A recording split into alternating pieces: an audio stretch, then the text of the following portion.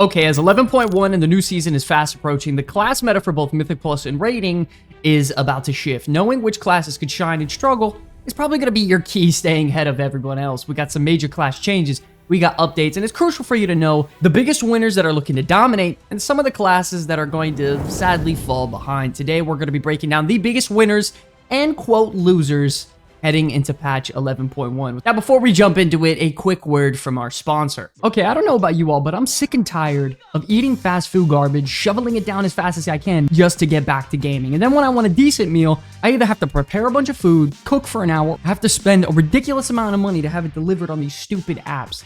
That's why the best thing I've done as a gamer is ordering Factor meals. Fresh, affordable, healthy, and ready-to-eat meals in literally 5 minutes, catered specifically to any diet or restriction you may have, like high protein, vegan, gluten-free, keto, and more. No more filling up on those chips and garbage. We're talking about real-size meals that are delicious and quick and clean to make. Guys, please do yourself a favor. Eliminate the hassle of prepping, cooking, cleaning. Save money, eat better with restaurant-quality meals with Factor delivered right to your door. No more planning out meals or eating fast food all the time, because it's time to level up with Factor meals. Click the link in the description below and use my code COMEBACKJAN50 to get 50% off your first box and 20% off your next month of orders. Not only do you eat better, you directly support the channel as well. Vegetables, chicken, mashed potatoes. Yo, that's actually crazy good. Let's get back to the content. Okay, starting off with the winners, we have Blizzard's love child, the Mage. I don't know what it is, but every time there's a new patch notes, it seems like Mage is getting some major updates and changes, whether it be damage-wise or just complete reworks on a bunch of their abilities or hero talents. Well, 11.1 is right around the corner, and guess what? They're getting a buttload of changes, which should surprise no one. In Season 1, Mage did amazing. Early on, Arcane Mage dominated the logs in Raid as well as Mythic Plus, and they were such a blast to play. And just because most Mage players are sensitive about Arcane Mage, here's the proof right here on screen with them on top of the leaderboards for Rating as well as Mythic Plus. Now, we all know Arcane didn't end up finishing the season well, but we do have some good news. They're getting some changes in 11.1. First up, they're getting 2 new talents that's going to increase your AoE damage with Arcane Barrage, with Intuition and Resonance, and it's going to line up on the right side of the talent tree, which previously no one really went down, to be honest. So it looks like they're trying to make this side more multi-target AoE focused for Mythic Plus, as they're not performing well right now. So you do get explosive damage on your Arcane Barrage. You got a chance at more Arcane charges. Lay Drinker is getting a rework to proc off a clear casting now and not Nether Precision, so the damage should be increased there as well. So I'm going to be honest, it seems like a pretty fun gameplay style. I would like to try it out. I think it can make them better, so we'll have to see. When it comes to Fire Mage, they did start the expansion off pretty damn slow, but good God, they ended up on a strong note. At one point, they were the highest DPS in the game for like a little bit, which was fun for a second, but just before the season's end, they ended up in the higher echelon of raid DPS, and then for Mythic Plus, they ended up just about average. So the reason they're a winner, however, is they're going to be buffing their big spenders, such as Flame Strike and Pyroblast, Phoenix Flames by a good amount, and they're just simply lowering the amount of Phoenix Flames and Fire Blast resource economy, so it's going to be a little bit less. I mean, right now at this moment, Fire Mage is in a good spot, so with these changes, it should definitely help them. Not only that, they have a very fun gameplay style of constantly casting abilities on the move, 2 hero talent trees that are fun, with some explosive animations. It's going to mix up the gameplay styles. Personally, I just wish they buffed Living Bomb enough to where it actually is a gameplay style, but we'll have to see about it in the future. Then lastly, we do have Frost Mage, which surprisingly ended up very, very strong at the end of the season, as they're clearing high-end keys constantly and have a pick rate similar to Elemental Shaman, which is insane. Believe it or not, they're getting some nice updates as well. Ginormous buffs to Blizzard's damage, radius, duration, buffs to Frozen Orb, Consuming Fingers of Frost, or Winter's Chill now generate splinters for the Spell Slinger talent tree, which is going to cause them to constantly shoot out splinters, which should buff their damage a little bit. I mean, even just today, Spell Slinger got even more buffs to damage, so they're definitely on the rise. Listen, overall, Mage is in a very good spot compared to most classes in the game. I know Arcane isn't the best right now, but they're getting some buffs, and I'm very curious to see how it makes them better. Mage has an opportunity at 3 specs being phenomenal, easily making them one of the biggest winners in the game. Okay, it's no surprise here. Moving on to the next biggest winner, we of course have to talk about the Shaman. It's insane to me that Shaman can be dominating as much as it is, yet they're constantly getting updates across the board. It's something I've never seen before. All 3 specs have at least been above average throughout the entire season,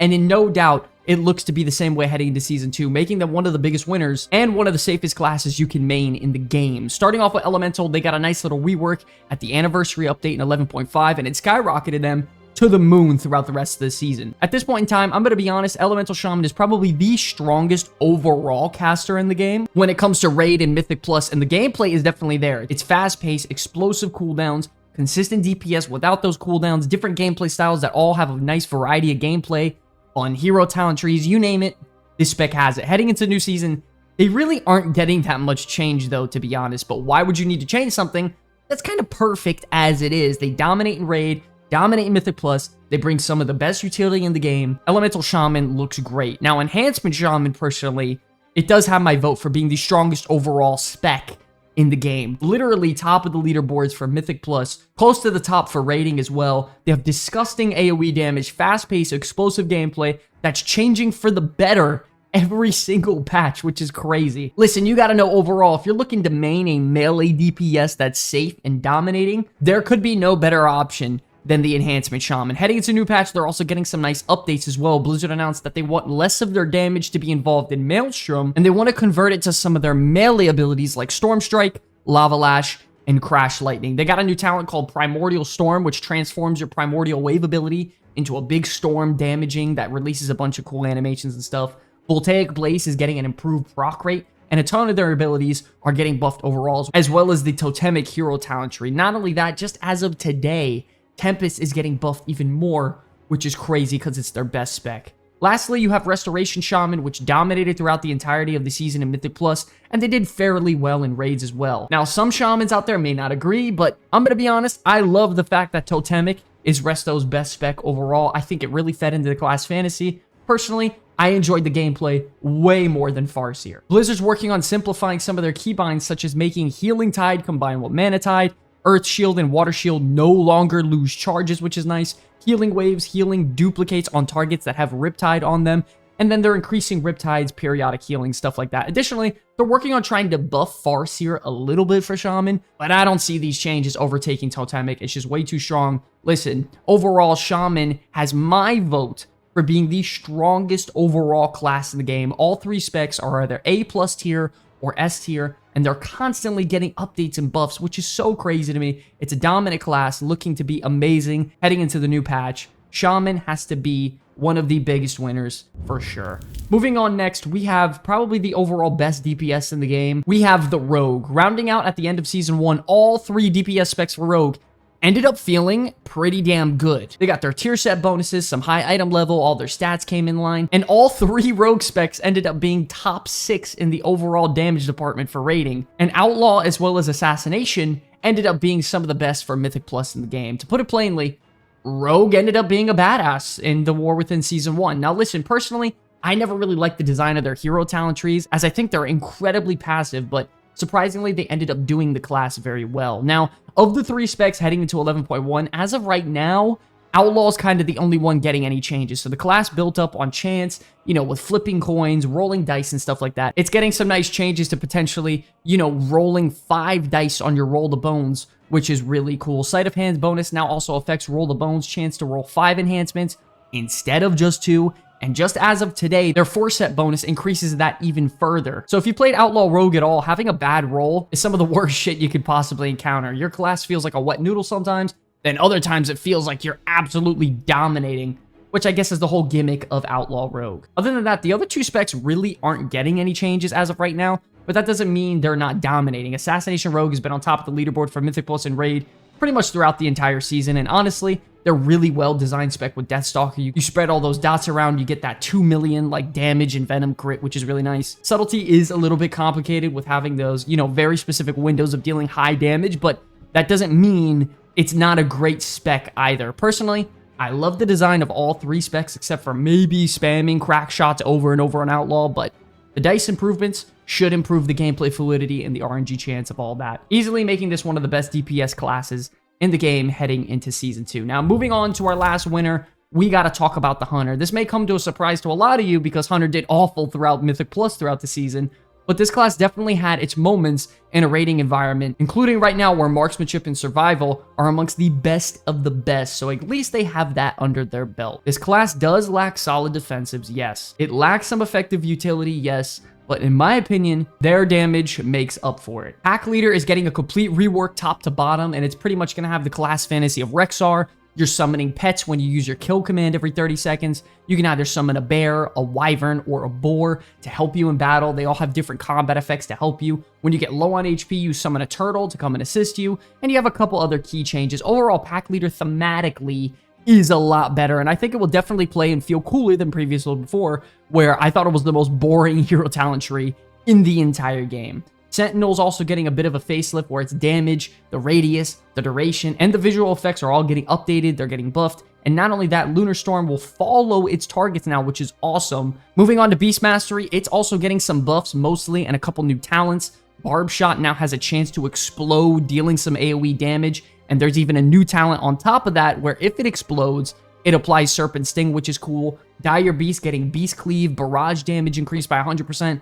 A new talent that causes your explosive shot to have your pet stomp for a bunch of AoE damage, and you got a couple things that buff them overall. They stated they like where Beast Mastery is, they just wanted to buff its AoE for Mythic Plus. When it comes to Marksman, however, this class has gone through a complete overhaul. They moved procs, they added procs, they did so much changes to the hero talent tree. You also have an eagle that flies around in the sky and does a bunch of utility and extra damage effects for you. You have access to Bloodlust, which is a cool thing if you don't want your pet. Multi-shot is now baseline. You got a choice now between Aspect of the Hydra and Trick Shots, where Aspect of the Hydra just makes you cleave all the time. Precise Shot works the same as before. It increases your auto shot damage drastically. It also has a lot of synergy with some new cool talents, such as Magnetic Gunpowder for a bunch of cooldown reduction. You got the new Bowstring talent that increases the duration of the true shot, stuff like that. So a lot of their talents are very, very fluid, and they work together to really build up a nice little rotation that's straightforward to learn. I love that your lock and load procs aren't as much, but they feel a lot stronger as well. I mean, there's so much to go over here. If you're really interested in Marksman, I would go over to the patch notes, check it out yourself,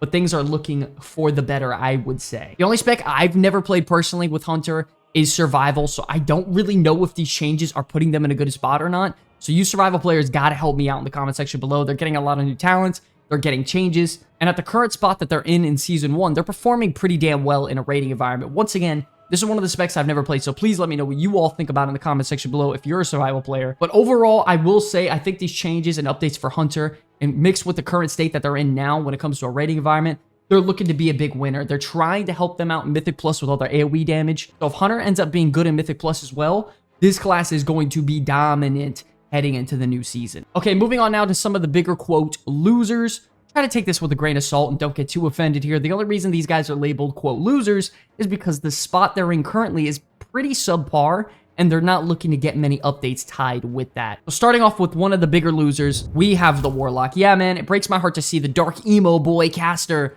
that is the Warlock as one of the bigger losers, because it is my main heading into the new patch. The sad thing is that they really didn't dominate anywhere throughout the entirety of Season 1. It's surprising because in the alpha of the War Within, this class was a knockout across the board, and the numbers were amazing. They had fantastic design with all three of their hero talent trees, and everything was looking up. But when the expansion dropped, it kind of just went downhill. I think at this very current moment in time, Destruction isn't in a bad spot. I actually think they're above average in both Mythic Plus and rating.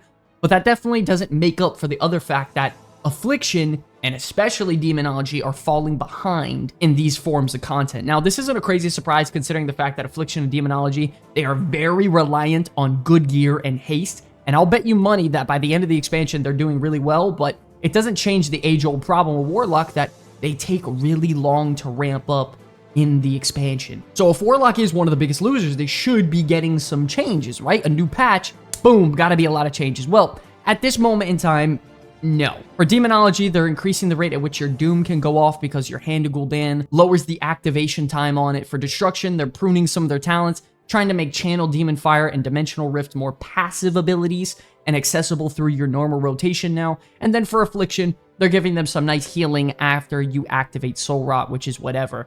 The only thing they're really getting that's, I guess, mentionable is that they're buffing Drain Life by 100%, and then just today they buffed it by an additional 100% as well. So we have a side-by-side comparison today of some testing I did on the PTR and live, and I'm going to be honest, it actually ended up giving me a ginormous heal and shield when I was close to 0 health. Listen, I combined a lot of talents to get this like this, so I don't know the chances of you actually pulling something like this off, but I went from about close to 0 health, and if you combine the, the healing over time, the shield, and the healing itself, you end up at around 60 to like 65% in one drain life, which was a bit ridiculous. So I will say these changes to drain life are nice, but the class itself desperately needs updates to all 3 specs to make them better overall. What's really surprising, the design for all these specs are actually pretty solid. I think the rotations are decent, the design is pretty good, but the numbers are just not there. So let's hope they change it heading into the new patch, or even maybe get a big rework later down the line. Moving on to our next bigger loser, sadly, we do have to bring up the Demon Hunter. Demon Hunter was pretty close to not making the losers list, but after doing some real digging, doing a lot of research, even hopping on my own Demon Hunter for some higher end gameplay, things just didn't feel right compared to some of the other classes. Like, we can't honestly compare Demon Hunter to some of the better specs like Enhancement, Unholy, Frost Death Knight, Prop Paladin, Assassination Rogue, Rep Pally. These things aren't normal. So with Vengeance Demon Hunter, you could pump out some pretty decent damage, yes, don't get me wrong, but if I had my choice at a tank, it's either going to be a Protection Paladin or a Warrior, and I'm going to feel good about myself with that choice. So now we're here with 2 specs that are either average or easily subpar with 1 hero talent tree that's effective. I mean, yeah, you kind of have to put Demon Hunter as one of the biggest losers. When you have classes in the game like Shaman, Mage, Hunter, Rogue, multiple of their specs are dominating with multiple hero talent trees that are amazing. It's just not right at this point. Havoc is getting a couple of minor changes heading into the new patch. One of them is the fact that they're trying to integrate the Hunt as a better offensive cooldown to proc your inertia, which is your 18% damage bonus, increased windows, which I guess is cool. And then they're giving them a new talent called Screaming Brutality, which tosses out Throw Glaive on enemies around you that get hit by Blade Dance. The problem is that Blade Dance is going to be a lot less effective when we lose our tier set bonus, which enables it to proc, and you're able to use it again. So in my opinion, it's not that good. Lastly, they're nerfing Fellscar to have reduced damage beyond 8 targets, which sucks for Mythic Plus. And then on the PTR, I have been told that Vengeance is dealing some nice damage, but it's only because it's bugged. I spoke to some people over on the Discord. They say it's bugged. Their tier set isn't working right. A lot of things are broken right now, so that's why they're performing well. So at the current moment, I don't really have a lot of hope for Demon Hunter heading into the new patch, and I would definitely say it's not one of the safest classes you could play, or even a winner heading into the new patch. Next up, to no one's surprise, we have the Druid. Druid has made this list almost every biggest winner and loser list I've made, and I'm not really too sure what to say at this point. Overall, their talent tree, I guess it's getting some updates heading into the new season. It's very simple. They're adding talents for each individual spec in there. The thing is you're not normally going to take all of those talents if you're not that specific spec. I'm gonna be honest, I feel like your class tree shouldn't be some, random percentage bonuses here or there. It should be a lot more creative. It should give you some utility or defensives based on that class overall. I still think it's personally the worst designed class tree in the game, even after these updates. The best thing about Druid heading into the new patch is that Restoration, Feral Druid, they're both getting some, I guess, minor flat percentage damage increases. Other than that, Balance isn't getting anything updated. Guardian Druid is getting a very minor increase to the defensive capabilities at the cost of some of their damage. Feral Druid is still going to stay energy starved, incredibly slow pace compared to every other class in the game. And Restoration Druids can't stand the updates heading into the new patch, other than the fact that simply Tranquility feels a bit better. But Restoration needs Old Flourish back. It needs to get off that damn choice node, or else this spec is just going to continue to flop over compared to some of the better healers in the game, like Preservation, Mistweaver and Raids, Restoration Shaman, Discipline Priest, and Mythic Plus. It's sad, man, because I really, really love the Druid class. I love how flexible it can be. I'm trying so hard to get into my Druid, but playing this class after playing things like Shaman, Rogue, Mage, even my Paladin, it makes me feel like I'm playing a completely different game. It's like I'm on hard mode whenever I'm trying to do anything. This class is in desperate need, yet again, for some updates, love, and design changes, making it one of the bigger losers heading into Season 2. And lastly, we have a very big exception here. We actually just have the Shadow Priest spec overall. Now listen, Shadow has some solid utility. You have power infusion. You have some nice off-healing potential when you pop some cooldowns. You have some decent design with both of your hero talent trees that I personally think are amongst some of the coolest in the game. But man, Shadow Priest base talent tree is just so poorly designed. Not only that, if you don't have Shadow Crash ready to go into a big pack of AoE, you're just not going to deal enough damage. There hasn't been one point in season where Shadow Priest has excelled way more than anyone else in either Mythic Plus or Raid, and it's kind of disheartening at this point to see this over and over again with the spec. We had 2 major class updates over the last month on the PTR, and Shadow Priest has literally had 0 updates on anything for this spec. You have classes like Mage, Shaman, Hunter. They're eating so good right now, and they're getting even more updates and changes. And then you have Shadow Priest literally getting nothing. It makes no sense to me. They lack mobility. They're reliant on specific positioning to maximize their damage. They have a high dependence on all their cooldowns for significant AoE damage, and they're a relatively weak single target damage spec when you're forced to move around. So God forbid there are encounters, frequent movement, or dealing with multiple targets spread out across the battlefield. You won't have your Shadow Crash ready. You won't be able to cast, and you're going to struggle. I'm really hoping with the lack of, identification and changes coming to this spec, I'm really hoping that maybe down the line, there's almost maybe a complete rework coming, maybe midway through this patch or even at the end of the expansion. I love both of their hero talent trees. I just think Shadow Priest at a base level needs some love, and it feels very outdated, making it one of the bigger losers heading into the new season. But yes, ladies and gentlemen, that is going to wrap up our biggest winners and losers heading into 11.1 so far. There are a lot of great changes for some classes out there that I think are really going to shake some things up, but generally, there's a lot of losers out there as well that I think are going to be left behind. I'm incredibly excited for all the new content coming to 11.1. I'm dying to get my hands on that car, drive around all the undermined stuff. I want to thank you all so much for watching this video. Until the very end, my name is Sky from the Comeback Kids. I will see you all in the next one. Peace. Hey, hope you enjoyed the video. Listen, if you guys enjoyed the content, we have a ton of other videos to help you get through the war within, like these 2 right here. And since you're already here, do us a favor and hit that subscribe button to join the Comeback Kids family today, because every subscriber matters. Thank you all so much for enjoying the video. I'll see you in the next one.